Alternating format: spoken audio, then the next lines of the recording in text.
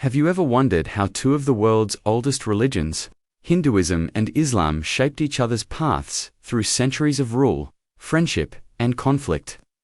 Imagine an empire where emperors, saints, warriors, and poets all played a part in weaving a story of unity and division, peace and power. Today, we are going to travel back to that empire, the Mughal Empire, and explore how its rulers and people changed the course of history for both faiths forever. Today, let's take a quiet journey together. Back to a time long ago in the grand lands of India. A time when great kings ruled, and beautiful palaces touched the sky. This was the time of the Mughal Empire, from the year 1526 to 1857. It all began with a man named Babur. He was strong and determined, and he came from distant lands to start something new in India. And soon, the Mughal Empire began to grow. People of many beliefs lived together in that land, those who followed Hinduism, and those who followed Hinduism, and those who followed Islam. There was an emperor named Akbar. He believed in kindness and respect. He would sit and listen to people from many different faiths. He asked them about their thoughts, their hopes, and their dreams. He wanted everyone to live together peacefully. He even removed taxes that had made life hard for some people. Many called this the time of peace. During these years, many gentle voices also rose, voices of saints who spoke of love. The Sufi saints shared words of unity and compassion. The Bhakti saints sang songs of devotion that welcomed everyone, no matter their belief. But history isn't always gentle. There was also an emperor named Aurangzeb. He followed stricter rules, and sometimes his choices made people feel afraid. He rebuilt the taxes and removed temples that others held dear. This caused sadness and division. Yet even in those hard times, something beautiful was quietly growing. Artists painted, poets wrote in new languages, musicians played songs that blended many cultures together. The Mughal time gave us great buildings, rich music, and many stories. But just like all things, the Mughal Empire began to fade. New challenges came, and by 1857, the empire came to an end. Babur, the founder of the Mughal Empire, came from a lineage that connected him to both Timur and Genghis Khan. He was born in the region of Fergana, which is now part of Uzbekistan. Babur was not just a warrior. He had a deep appreciation for poetry, gardens, and culture. However, his early life was filled with challenges. He faced many difficulties in maintaining control over his small kingdom, constantly battling rivals and larger forces. His desire to expand his territory led him towards India. In 1526, Babur defeated Ibrahim Lodi at the First Battle of Panipat, marking the beginning of the Mughal rule in India. His victory was not just because of his military strength, but also because of his strategic use of gunpowder and cannons, which were relatively new to Indian warfare at the time. This battle changed the history of India, as it ended the Delhi Sultanate and opened the doors for Mughal influence across the northern part of the subcontinent. Babur continued his conquests, defeating Rajput forces at the Battle of Kanwa and securing more territory. He admired the beauty of India, but also expressed discomfort with its heat and unfamiliar customs in his writings.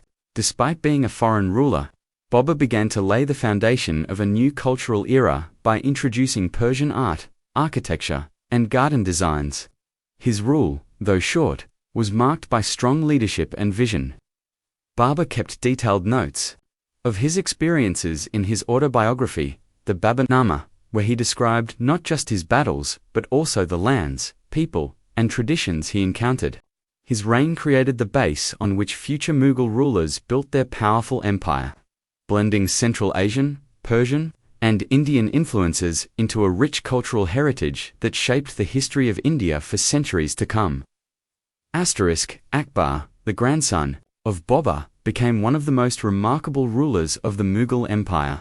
He ascended the throne at a young age after the death of his father Humayun. From the very beginning of his reign, Akbar showed exceptional wisdom and leadership.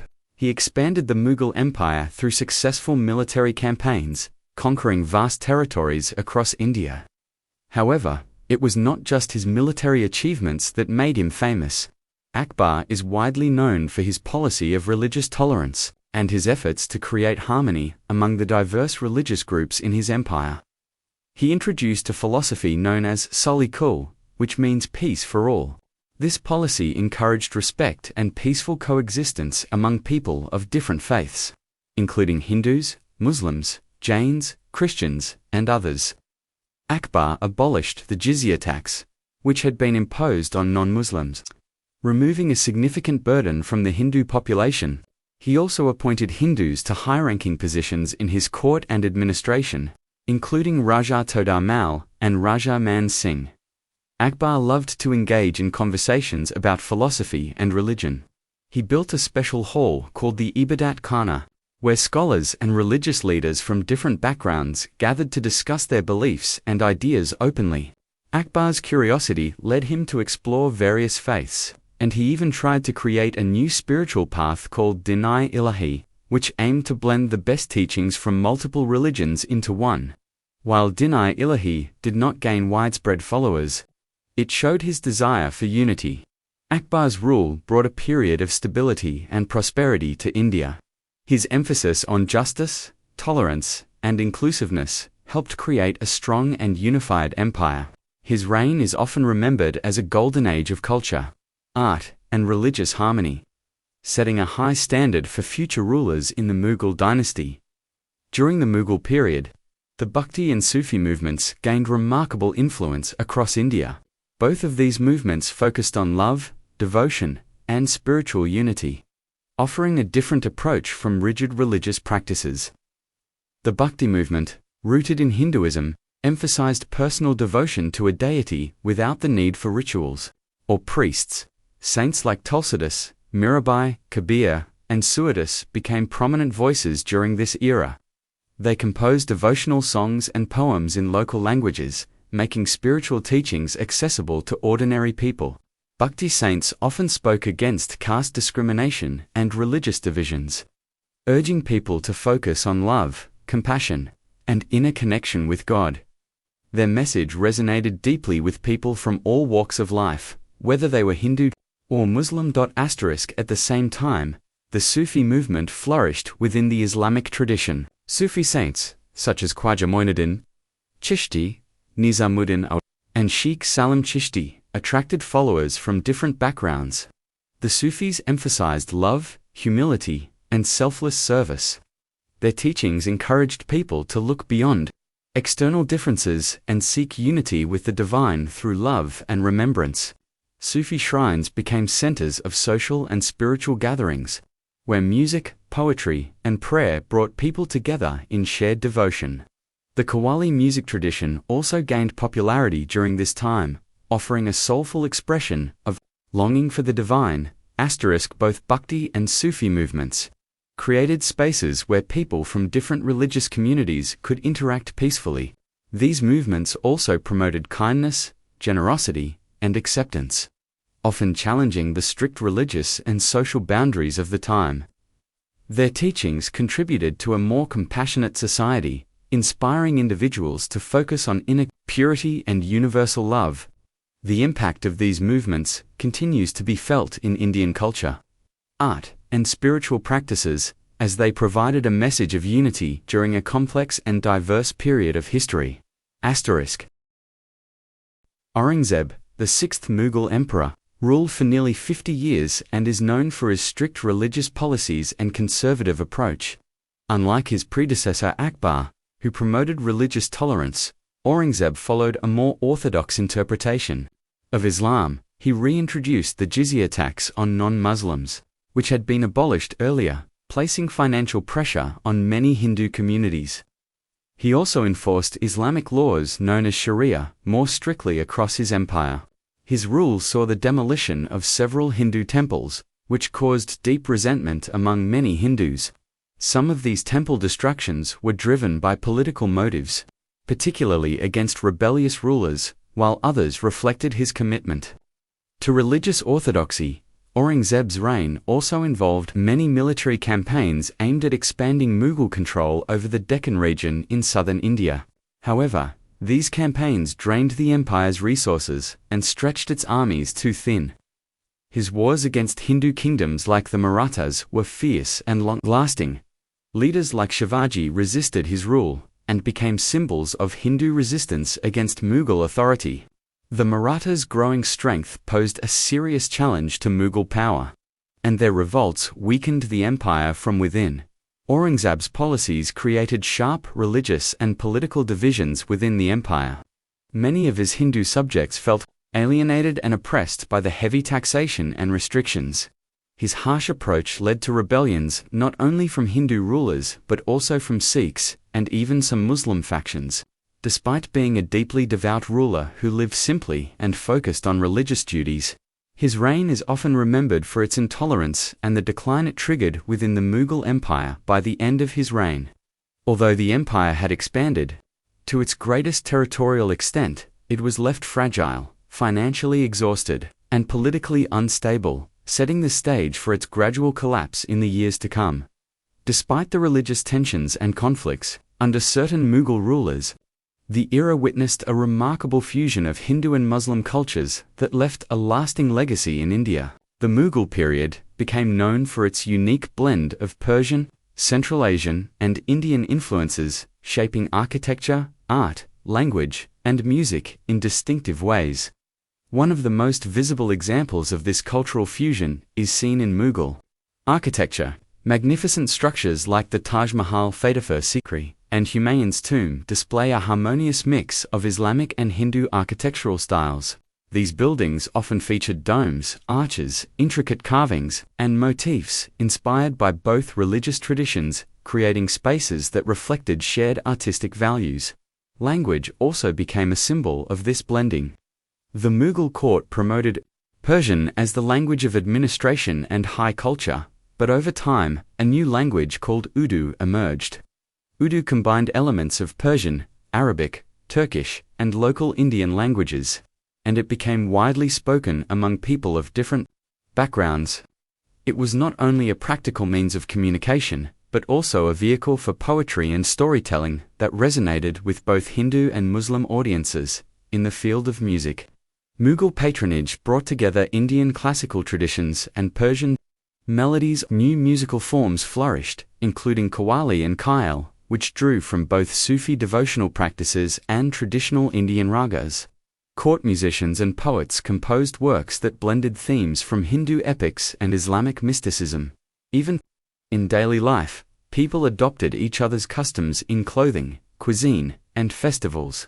Mughal garments combined Central Asian and Indian fabrics and styles, while culinary traditions blended spices and cooking methods from various regions. This cultural synthesis, born out of centuries of interaction under Mughal rule, shaped the identity of the Indian subcontinent and continues to influence modern Indian art, language, and traditions across communities today. The decline of the Mughal Empire was a gradual process influenced by a combination of internal weaknesses and external pressures. After Aurangzeb's long and exhausting reign, the empire faced severe challenges. The constant military campaigns during his rule drained the empire's treasury, leaving it financially fragile. His strict religious policies had already alienated many of his subjects, particularly the powerful Hindu kingdoms and Sikh communities, which led to frequent rebellions. As a result, regional powers, such as the Marathas, Rajputs, Sikhs, and others began asserting their independence and weakened Mughal authority in large parts of India. After Aurangzeb's death in 1707, the empire lacked strong leadership. His successors were often weak or engaged in palace intrigues, which led to instability at the center of power. The empire became vulnerable to invasions from external forces. In 1739, the Persian ruler, Nader Shah, invaded India, sacked Delhi, and took away enormous wealth, including the famous Peacock Throne and the Koh-i-Noor diamond. This humiliating defeat severely damaged the prestige of the Mughal rulers. The rise of European trading companies, particularly the British East India Company, also played a major role in the Mughal downfall. While initially limited to trade, the British gradually began interfering in Indian politics, taking advantage of the Mughal decline and local rivalries. The British steadily expanded their control through military conquests and alliances. The final blow to the Mughal Empire came in 1857 during the First War of Independence, also known as the Sepoy Mutiny. Though the rebellion had broader causes, the last Mughal emperor, Bahadur Shah Zafar, became a symbolic leader of the revolt. However, after the British crushed the uprising, they formally ended the Mughal Empire. Bahadur Shah Zafar was exiled, and British rule was established over India, marking the complete end of the Mughal dynasty and centuries of their rule in the subcontinent. As we look back on the history of the Mughal Empire and its connection to Hinduism and Muslimism, we see a story filled with both harmony and hardship. From Babur's early conquests to Akbar's vision of unity, from the spiritual voices of Bhakti and Sufi saints to the strict rule of Aurangzeb, every chapter shaped the lives of millions. The empire gave birth to timeless art, language, music, and architecture, blending different cultures into something truly special.